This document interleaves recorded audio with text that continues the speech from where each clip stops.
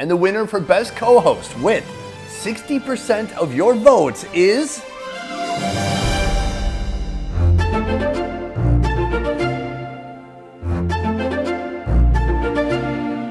Welcome to the 4th annual BESTY Awards show. I'm very excited. You know, the BESTY Awards started as a way for us to make extra, super easy content in the month of December when the CPM rates are through the roof. But actually, over time, I've grown to like the BESTY Awards. But before we get into all that, I want to take a step back and reflect on the year 2021.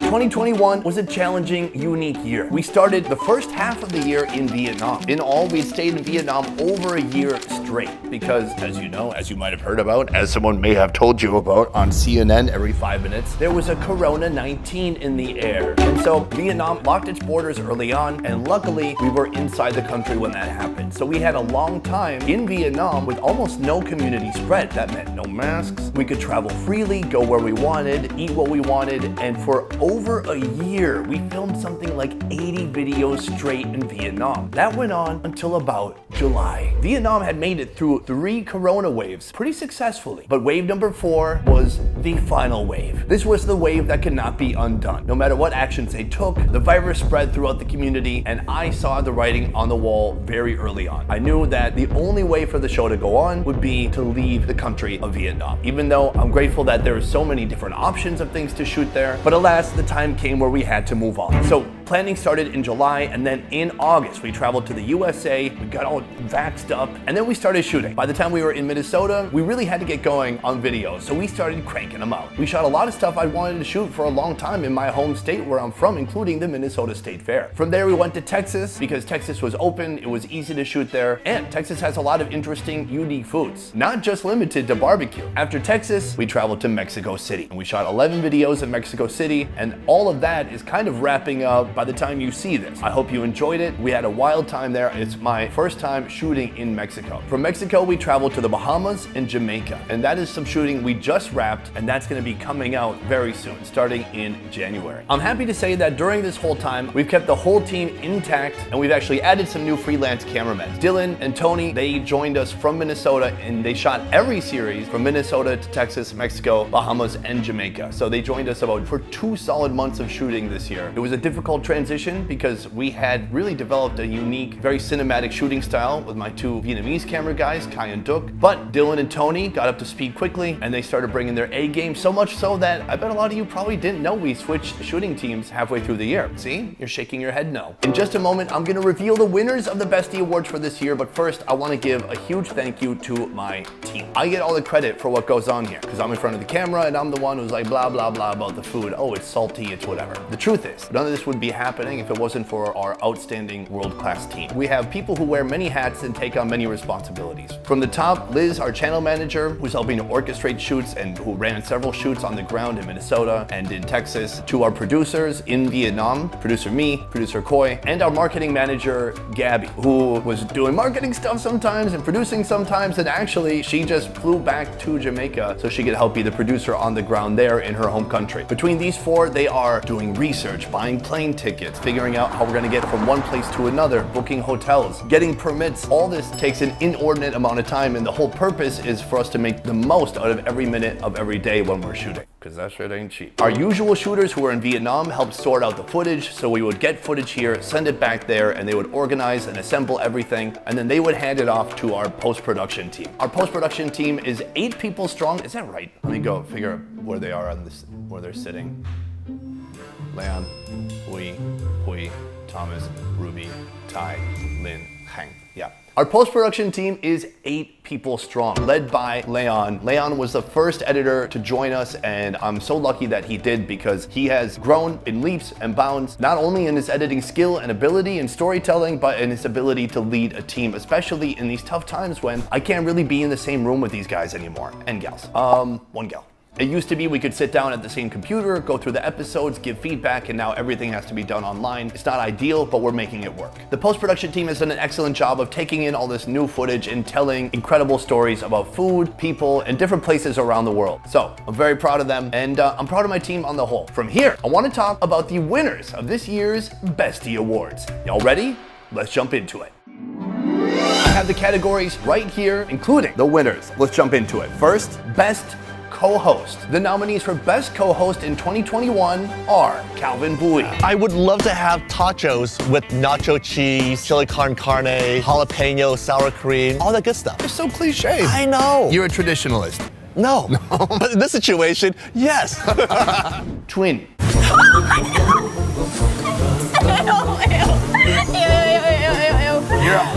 I'm taking my hand away, don't drop it. I hate you. Andrew. What's this? Bandap, Banchang, Banda? Okay, I'm glad I brought you on this trip. Jamal. This is a key thing. Bananas are must because we eat so many different flavors of food. Bananas are sort of to reset your palate. The idea is to get a little bit of everything out of one scoop. Does it matter if I'm using my right or left hand? Right hand always. Okay. Why do you think that is? Because this is my toilet paper? Toilet paper. Okay. Exactly. And finally, Chef Ye Vang. It's all about these pleats. If you don't do the pleats right, then when you're steaming it, the whole thing breaks up. It's like a ventilation system. Absolutely. And then it gives it a little look to it, yeah? But I always like twist a little nipple on top. Okay. And the winner for Best Co-Host with 60% of your votes is Calvin Bowie. Calvin's a good friend of mine. He's an entrepreneur, he's a restaurateur. He grew up in California and he'd been living in Vietnam for over 10 years when I met him. He had a restaurant there where he sold tacos. I ate his tacos and that is where the friendship first began. He makes a mean taco. Over time, Calvin's joined us in maybe dozens of videos now. He's a great friend on screen and off screen as well. This year he's created his own YouTube channel and he's been hitting it hard. FKN Deliciousness on YouTube. Go there, subscribe, check out what he's up to. Calvin, thank you for joining us and thank you for being such an important part of this show. Our next category is most unique food, and the nominees are ostrich heart in Vietnam. In the list of popular items, where does the heart rank in? Tim nằm ở mức 6. Out of the list of 1 to 10, heart sits number 6. And that's why we're here. That's why we're here. Hagenstein in Vietnam. What happened to the feet? I cooked them. Cool. I love pig feet. Raw antelope in the USA. Oh yeah. That's a real dynamic taste. It starts real gentle, and there's some fresh aromatic herbs, nice seasoning, and then the heat just creeps up after. Dong Tao chicken in Vietnam. It looks like a disease. I mean, look here. It looks like 10 fingernails. Yeah. Boiled buffalo tongue in Vietnam. Is this something that's usually... I'm so sorry. I feel a little sick. Is it because of this? Maybe of the color. Which part? The pink part or?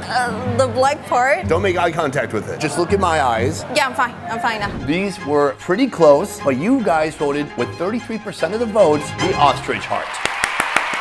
The ostrich heart. This was very unique because this is part of a series that Calvin and I did, and it all kicked off when we did a whole day of testicle eating. We ate testicles from 4 different animals, and I thought, I think we could do a whole series on eating just different animal parts. So we ate animal tails, animal livers, brains, heads, everything we could think of because we had a lot of content to fill and we couldn't travel anywhere outside of Vietnam. But it was a super fun, insightful, and educational series with some really shockingly delicious food. The ostrich heart, much smaller than I thought it would be, but what it lacked in size, it made up for with deliciousness. Our next category is the scariest food of 2021, and the nominees are mud skipper in Vietnam. The creature looks so interesting. It has these 2 eyes right at the top of its head, and that means it can stay mostly submerged under the mud, but just pop it up like a periscope. Goong, goong, goong, goong. Insect hot pot in Vietnam. Why are these all in Vietnam?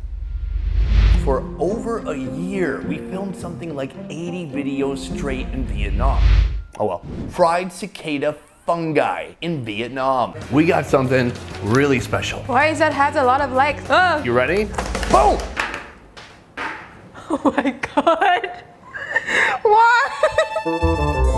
Fried centipede in Vietnam. This is probably the best way to prepare an insect, is just to really fry it, get it crunchy, and hopefully it's gonna taste like French fries. And eating live fish in Vietnam. He pinches it together with the salad. Dude, what is going on? No, I want to eat that. I want to eat that. This is another tough one. Very tight categories, but the winner this year with 28% of the vote is live fish eating in Vietnam. This one was legitimately scary, you know, because look at Andrew right now. It's swimming in the salad. It's alive. Okay, come on, Andrew. You don't have to do it. I'm doing this. Yeah.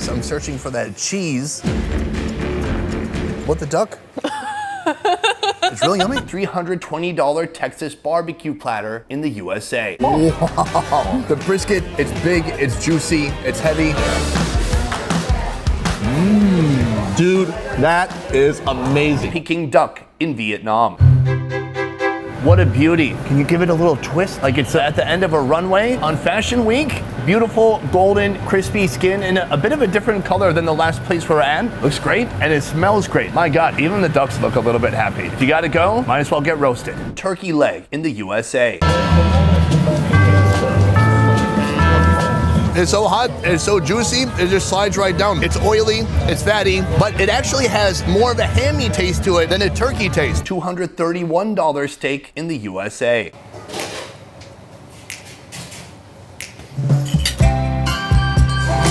I'm home. Dang.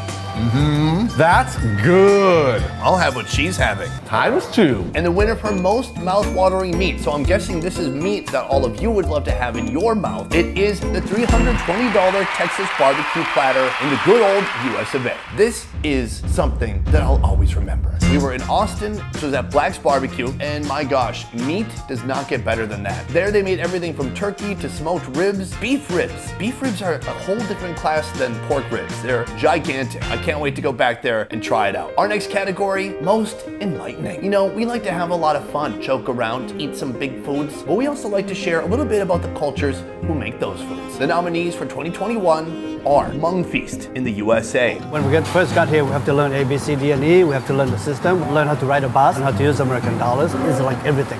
Yeah. I got through my education, and I look back and see a lot of people are still not quite there in terms of English language or jobs or career-wise. So therefore, I created this thing for the people that can work here with their language, make the money, and send their kids to school, so that our next generation will no longer facing hardship. And this is going to be our last country, America. Nepal episode in the USA. Typical goat curry, it's more like Indian style. This sauce is more thicker. In Nepali, they make it more thin. It's like a soup so that it will be easier for you to eat with rice. Then there's the spices, many that are available only in Nepal. In the Indian food, there are more Indian spices. In ours, it's gonna be less Indian spices. So the seasoning's a little less intense. Somali food in the USA.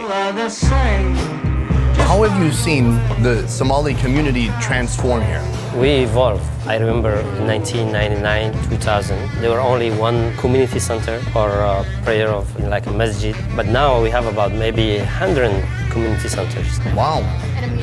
And museums, restaurants, we have everything. We have clinics, we have coffee shops, gas stations, and we have mainstream restaurants like Afro Deli all over the state. The Black Hmong people in Vietnam. After dispatching the animal, the men collect the bamboo rat's blood. Then Miss Mi drips this freshly collected fluid into her daughter's eyes. She believes that since rats live in dark places, they must have great vision. She hopes this great vision can be passed on through the animal's blood. And the Black Hmong wedding in Vietnam. How are people dating out here? You will spend a lot of time together before you marry. If you want to marry to this girl, you just find it out by her friends or by family. And if he decided to marry this girl, the boy's family will come in to ask the girl's family and talk to each other. So it's not arranged? No. She can say yes or no? Yes, that's right. This generation is like that. But in the past it was different? In the past, people, their family decided. The winner with 34% of the vote is the Black Hmong people of Vietnam. This is one of the coolest trips I've ever taken in Vietnam or really anywhere in the world. I do remember at the time I was living in Vietnam so long that I lost sight of the fact that this was a very unique place to be. And now looking back, I see it was crazy. Stuff like that doesn't really exist almost anywhere else. We got to meet so many of the different unique minority ethnic groups of Vietnam. And since they live in a very difficult to traverse region of the world, I think that's helped them maintain their isolation, but that's helped them maintain their culture and traditions and clothing and food and customs and all that. Like, the more trafficked an area is, the quicker the culture is to change and become modernized. Our next category is the best episode of 2021. The nominees are Caviar in Vietnam. What is he looking for? So he's looking for the outline of the egg sac because the eggs, it's transparent. But the egg sac is a membrane, and so you can see the membrane.